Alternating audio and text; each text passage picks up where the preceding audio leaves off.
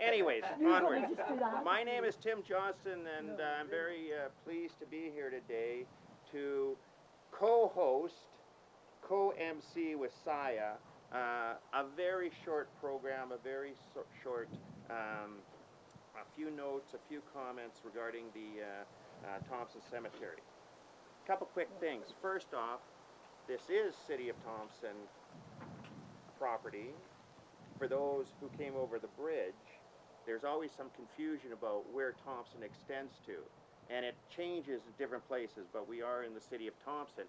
And as we always like to do, we also like to acknowledge, as the City of Thompson, we reside on the traditional territory of the Nishwaashuk Cree Nation and the homeland of the Métis people. So, first off, I want to welcome everyone here today. It's an important day. We're here to commemorate the 50th anniversary of the dedication of the Thompson Cemetery. Now, for many of you that have been here for, and I have to be kind, longer than 50 years, you are probably saying, although you may know, some others may not, the cemetery was here before 1967. It was 1967 when a group came together in the community and they made a very important decision. The decision was to ensure that the cemetery was inclusive of all faiths and all religions. And that's important because, and I often like to comment that Thompson was a planned community, I think, in virtually every sense, but at times we sort of forgot about the end, the cemetery. And in all honesty, I think successively, it's only been in the last number of years where we come to recognize the importance that the cemetery plays in a community. Because this facility talks about the history of Thompson. And when you have a chance to walk around a little bit later on, you will see that history of this community. And it's a wonderful history. So many people here made the community that we enjoy today. And so it's important to respect, to honor, and to remember those people. And we were challenged for many years. And Saya told me I can't tell too many stories, but I'll tell you one story. And Tracy may remember this, Dennis will remember it, Jimmy, a few other people. That bridge wasn't always there. No. Before that bridge, there was this, I have to be careful because some people probably built it, this rickety old thing with two wooden planks. And I always tell this story. Most young children love going to the airport. There was a stable on this side.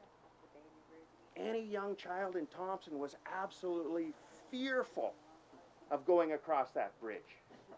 And I always said that had an impact on this facility because it was almost hidden from the community. And most communities you go into will have the cemetery in the center of the community because they understand the importance. So, for a number of years, I'm not sure we paid the respect as a community to the cemetery. And we were a young community.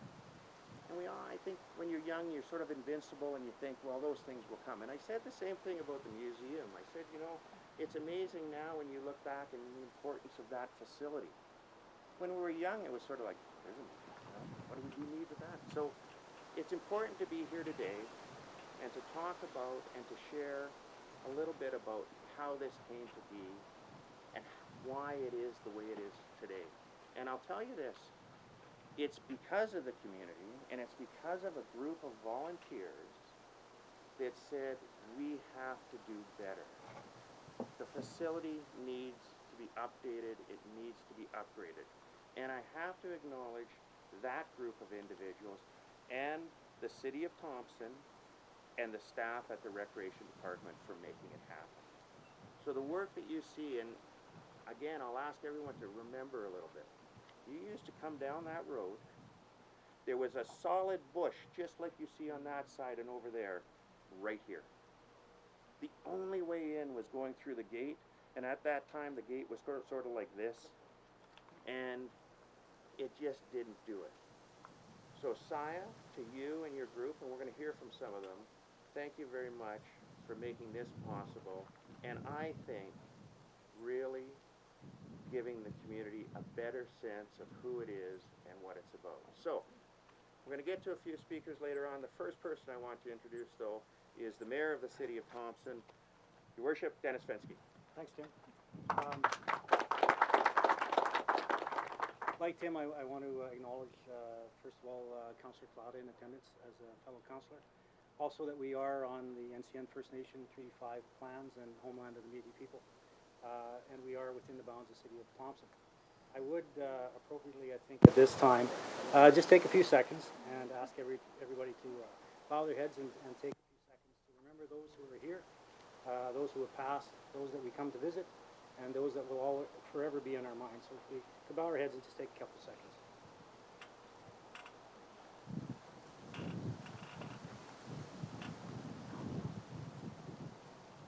Thank you.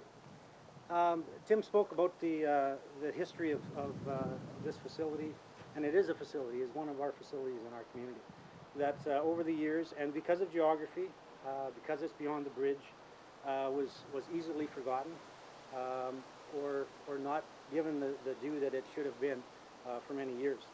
But through the Community Blooms program that we were involved with for a number of years, we did an evaluation, and through the hard work of volunteers, Saya and her crew, and Jim and the rec department.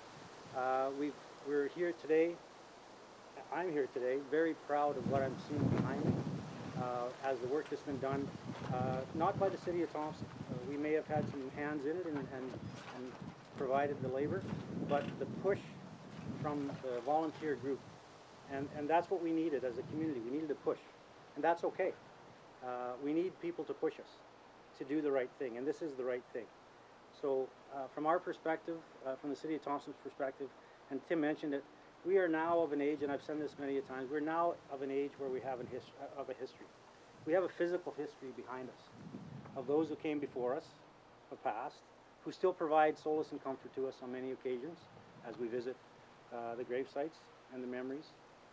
And it's interesting, I did a quick walk around. My sister is buried here, 1968.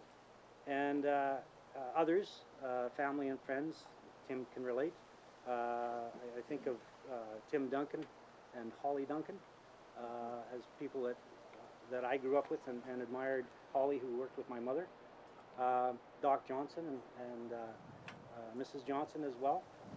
Many of us will walk around and you can look at a grave site, and even if it isn't a family member, you can remember that name and you can remember the incident or the issue or the circumstance that they left us, whether it was by natural causes or by fate that the one above us said your time's up. And so from that perspective, you look around and we all have those memories, and we own our own memories, and we all have versions of those memories. So I want to acknowledge those and respect them, because we always have to respect the memories of those who have gone before us, who have provided guidance to us as we move forward, and will continue to provide guidance beyond their days as we are here today, and we take solace in being in this facility and remembering the past, today as the present, and the future, which is bright for Thompson from that perspective.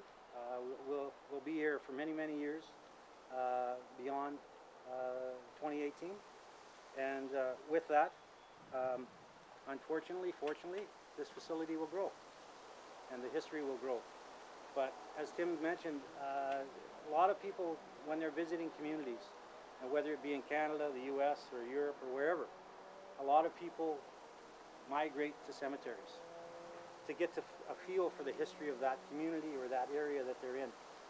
I can remember being in Prague, Czechoslovakia, and going through the Jewish cemetery and looking at names on the headstones, and not one name, 15 names, because of space they were stacked 15 high. And thinking back of that time in the world. We're going to places in Victoria and looking at names that you hear in the news about building a community. And it's the same here in Thompson. When you walk around, you'll find lots of builders that came up in 56, 57, 58, 59, 60 that built this community. And so that's the history we want to remember. Again, I want to acknowledge the hard work that's been done by the committee, and I'm sure Sire will speak to that. I also want to acknowledge Jim and the staff at the rec department for the hard work that they've done, and the community at large for making us do the right thing and develop this facility as it is now and as it will improve. So thanks again. Thanks, Dennis. So last Tuesday, I've been traveling a fair bit, so last Tuesday I got back into Thompson and I had a few calls from Saya, so when Saya calls, you have to phone her back. So I phoned her back and said, I need you on Saturday at 2 o'clock. Now I just got back and there's a lake and there's all sorts of things happening, and she said, I need you at 2 o'clock. So without even a response, it's yes, I'll be there. As anyone who knows when Saya asks. But for me, it's also important. I have 3 family members here at this facility. And Dennis spoke to it, and it is about history, it's about family, and the one other thing that, you know, and Sai and I have been talking the last couple of days, and the other thing it's about is connection. And we've shared some stories of people that have phoned from outside of Thompson and expressed how important it is for them to see the work that's being done. Because that is the connection that they still have to Thompson. They have loved ones here. So, again, to the committee, they've done a phenomenal job of really bringing that sense of community. So at this point, I'm going to ask Saya to come up and share a few comments and tell me what I have done wrong. Saya. First of all, make sure my hair is okay. It's bothering me. Yes, it's thank you for so many coming. We didn't know. Mainly what we're doing today is thanking the staff of the city and Jim, and also Jim Boardman. I hear Jim mentioned often, Jim, English Jim, but also because it doesn't matter when I came to Jim and spouted off, he would listen, right? But what happened was that in 1967, when they dedicated, and you know it's right there, I was there, and maybe some of you were there, and it was the religious council, not the Christian council, the religious council that dedicated this. We were on CBC Radio National News that night because we were one of the first, if not the first cemetery in North America that was all inclusive. So when I say we are all welcome here, that doesn't sound quite right, does it? But that is true. We are, and that's big.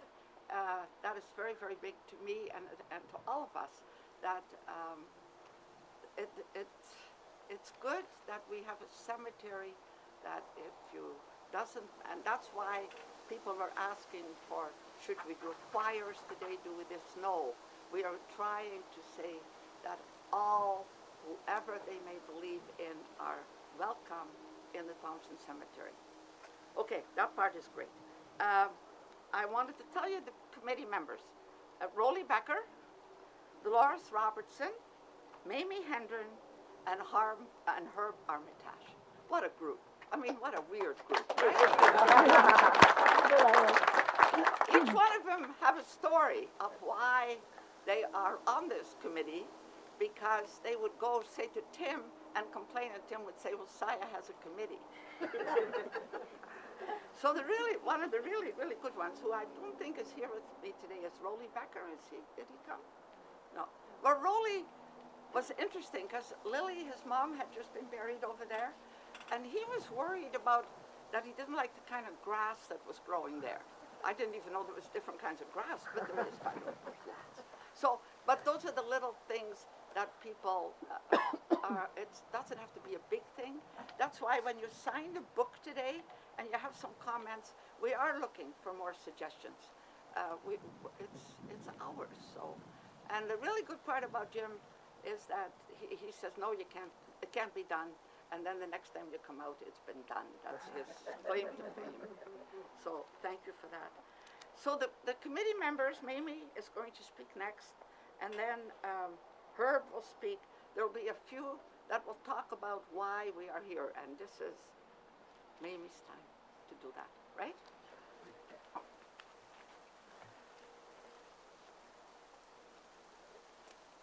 I've had my back to everybody. I didn't realise so many people were here.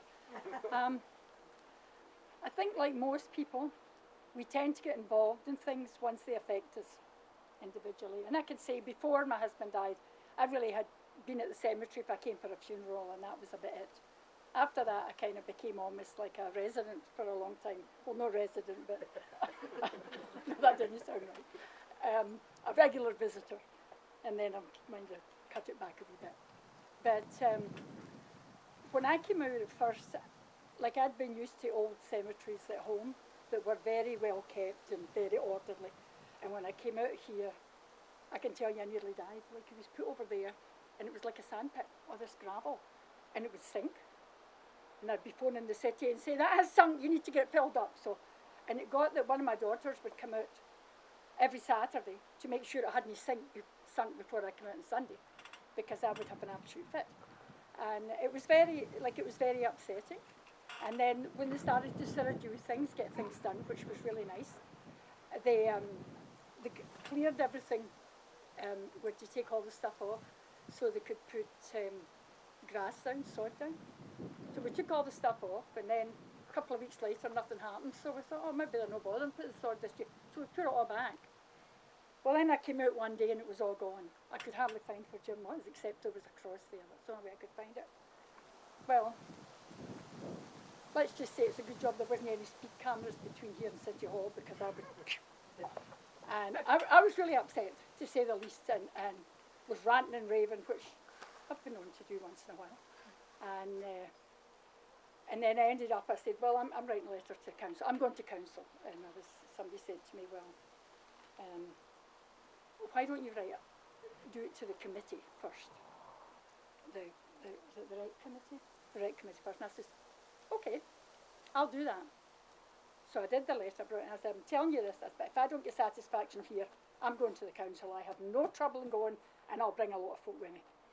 But anyhow, they invited me to the meeting, and I was told I would have 10 minutes. Well, I think I had an hour. And it wasn't that I kept talking, well, I did keep talking, but I mean, they kept asking me questions. So it wasn't just a matter of me going on and on, which I tend to do. But, and I said, you know, there should be something that would, not to tell the city how to do their job, but when you have a vested interest, you think of things that an employee wouldn't think about, you know, because it's very much part of you now. And anyway, then it was a while after that they came up with the idea, a committee. So Saya phoned me, she says, I want you to be in this committee. I said, well, I kind of cruise a lot now. I says, no, I was there, so I don't care, you're going to be on the committee. So I was on the committee. And but I just have to really commend the city for the work that they've done. Like this place, it's like gone from night to day. And I know Tim had a lot to do with this. They get rid of that terrible fence that was here and the bush and everything, put up these rocks. And I know at one time the rocks were more spaced out, but still people would come in with their all-terrain vehicles and be carrying over here, so that to put them closer. So the city has worked really hard to get things done. The biggest thing is the road coming in. If you happen to come in after it rained, well, you think you're on a roller coaster for free. And but other than that, like I find that there's been a lot of people have more interest in it. I find the cemetery for myself is a place of reflection, and I find it peaceful. Now, some people never come near the cemetery because they don't find it peaceful. They don't like to come in. I mean, I remember my grandmother. She died 24 years after my grandpa, never once went to the cemetery. She said, no, I can't go. And that's fine, Everybody remembers in their own way. But it's nice to have a nice, peaceful place that people can go, and it looks so much nicer now. And we even have a columbarium now. I don't know much about it, but if you want to know, you ask the city. But one person I really would like to mention is John Burroughs, because he had to be very patient, I guess is the word to use, because we went on and on and on and on about certain things about the cemetery, which I'll not bring up. Wait a minute, maybe. What did we go on and on about? Tell the story. I wasn't going to mention. Come on. The benches. The benches. The benches. You know.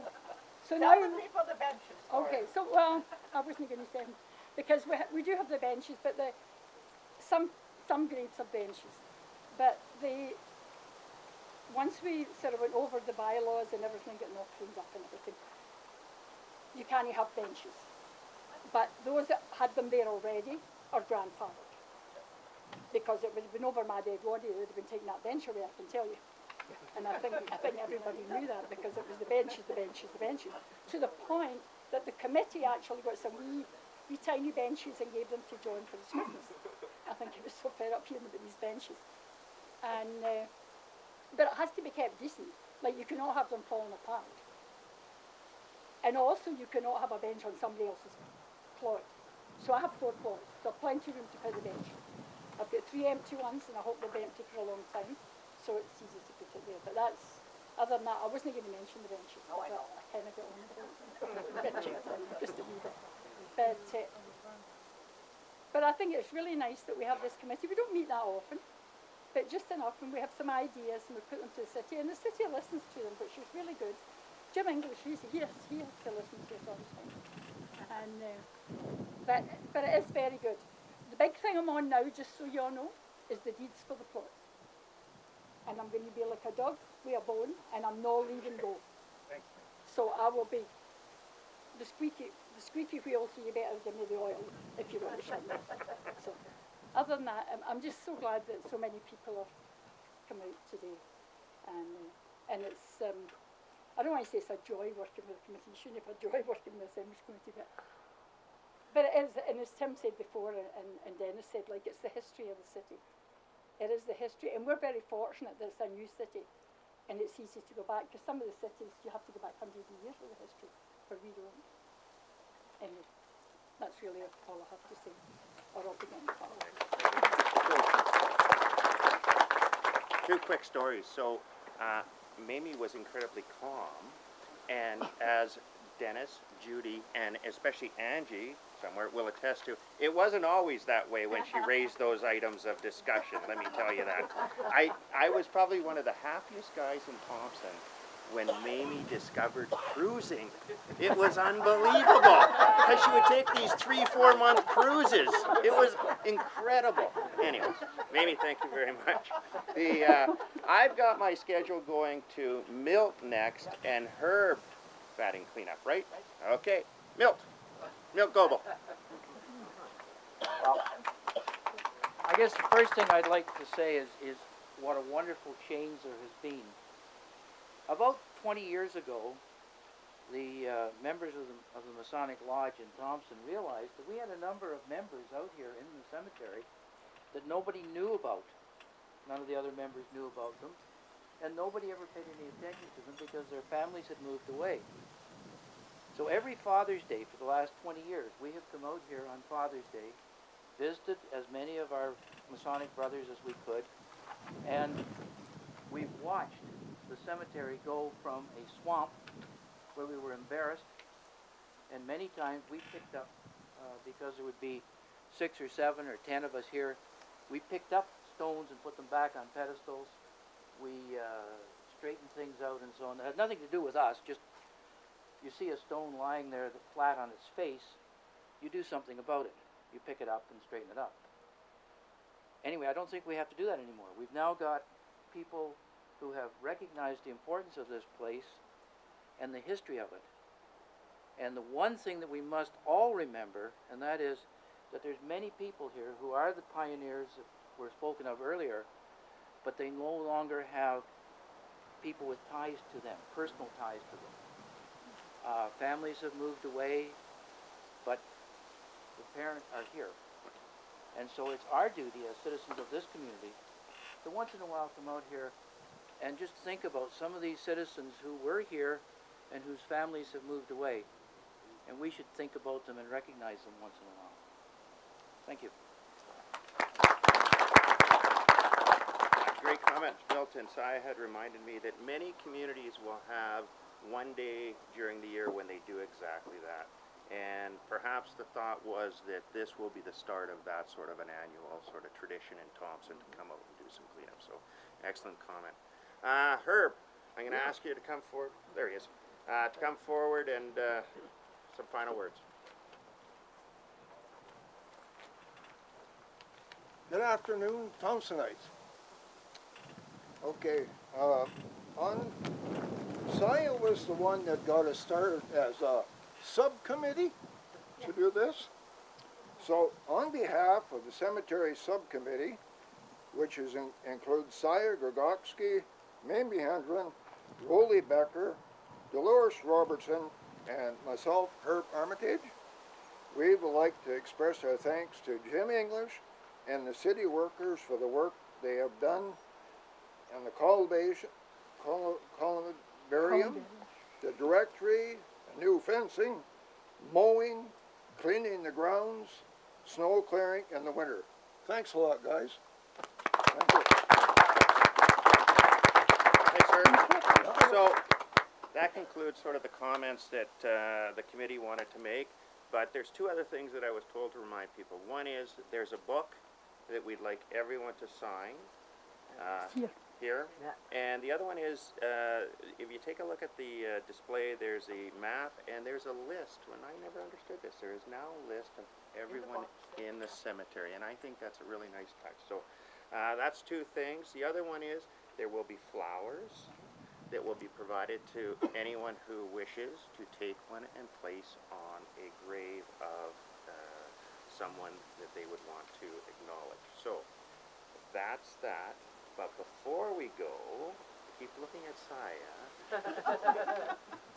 We've shared some comments, but we wanted to ask if anyone else wanted to take the opportunity to perhaps share some comments or their connection or anything they'd like to share with the group. I know a lot of these people, they're not normally this shy, but they're very respectful. Well, I know this is it. Absolutely. They're probably wearing ties. Two quick stories. Oh, go ahead. Honey, come on up, honey. I just want to comment when you said how this means a lot to people who aren't here anymore. My family used to live here, and my sister is now living in Florida. And she's married to a man, Paris Morphopoulos, and his family grew up, they lived here. And his grandmother is buried here. Morphopoulos has left many, many years ago, but they've asked if we would put flowers at Yaya's plot and take a picture, and she said it would mean a lot to that family. So I think that's true about almost everyone here. There are connections, and that's what's special about Thompson. People are all connected, more so than other communities. That's it. Thanks. Just to follow up on that and to emphasize the point of connectivity in this community, the story that I just related to, the Morphopoulos family, I grew up with Spiro. And Spiro went to elementary school in Thompson, and he finished his high school in Winnipeg at Windsor Park. And they were having a reunion this summer in Winnipeg. So he, through the wonders of Facebook and connectivity, he was able to pull together, he was up for the weekend in Winnipeg, and he was able to pull together from Thompson, Barb Priestley, Gerald Boydo, Linda Buckles, Chris Jetty, forgetting a couple, myself and my wife, for a meeting in Thompson. And all of us have that connectivity story where somebody's connected to somebody who's connected to somebody.